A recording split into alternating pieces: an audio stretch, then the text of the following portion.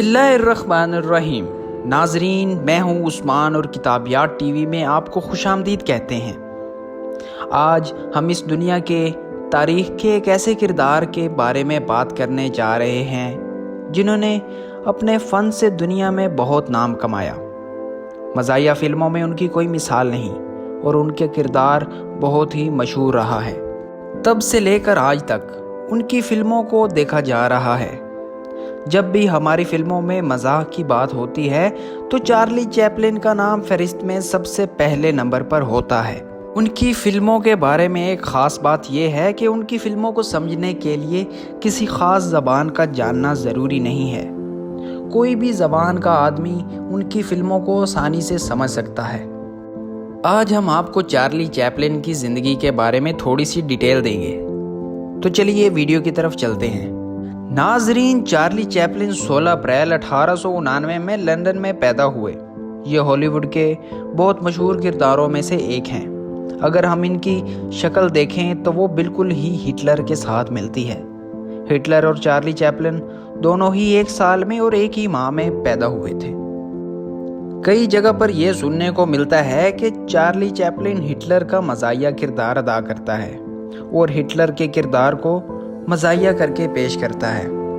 ناظرین، Charlie Chaplin نے پوری دنیا میں کامیڈی موویز میں اپنا لوہا منوایا ہے۔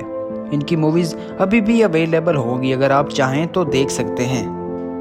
ناظرین، موویز کے علاوہ چارلی چیپلن نے کوٹیشنز بھی لکھے ہیں جن کو اگر پڑھا جائے تو ہمیں یقین نہیں ہوگا کہ یہ کوٹیشنز چارلی چیپلن کے ہی لکھے ہوئے ہیں۔ ابھی ہم آپ کو چارلی کے کوٹیشن سنائیں گے جس سے آپ کو اندازہ ہو جائے گا کہ چارلی کون سی پرسنالٹی کے مالک تھے۔ Simplicity is a difficult thing to achieve. Life can be wonderful if you are not afraid of it. Imagination means nothing without doing. You will never find a rainbow if you are looking down. ناظرین، اب آپ کو اندازہ ہو گیا ہوگا کہ Charlie Chaplin کتنی گہری باتیں کرتے تھے۔ چارلی بیک وقت مزاحیہ اور سیریس کردار دونوں کے مالک تھے۔ انہوں نے ڈرامے، فلمیں اور افسانے بھی لکھے ہیں، لیکن ان کو ایک ادیب کی حیثیت سے کم ہی جانا جاتا ہے۔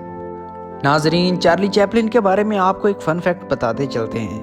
ناظرین، کیا آپ کو پتہ ہے کہ چارلی اپنی فلموں کے اداکار ہونے کے ساتھ ساتھ ان کے رائٹر اور کمپوزر بھی خود ہی تھے۔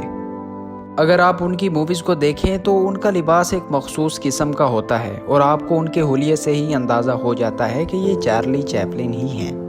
جب چارلی کا خیال ہمارے دماغ میں آتا ہے تو ہمارے دماغ میں ایک بلیک اینڈ وائٹ سی فلم چلنے لگ جاتی ہے جس میں ایک چھوٹے سے قد کا انگریز آدمی ہے جس نے ایک تنگ سا کوٹ پہنا ہوا ہے اور نیچے اس نے ایک کھلی سی شرٹ پہنی ہوئی ہے اور اس کے ساتھ ساتھ ایک کھلے سے جوتے بھی پہنے ہوئے ہیں اور اس نے ایک مخصوص قسم کی ہیٹ سر پہ رکھی ہے اور اس کے ہاتھ میں ایک لاٹھی ہے۔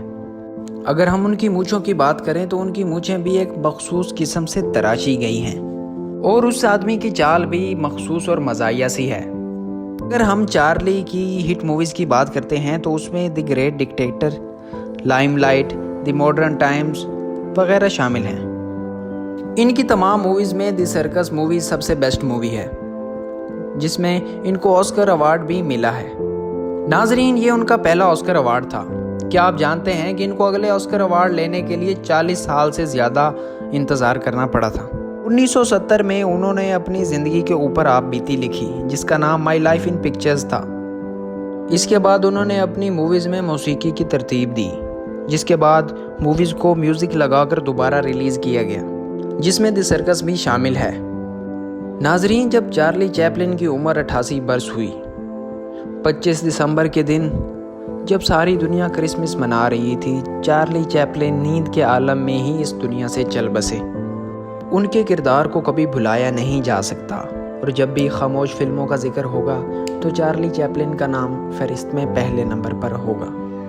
ناظرین، اگر آپ کو ویڈیو پسند آئی ہے تو لائک، شیئر اینڈ سبسکرائب کرنا نہ بھولیں۔ شکریہ۔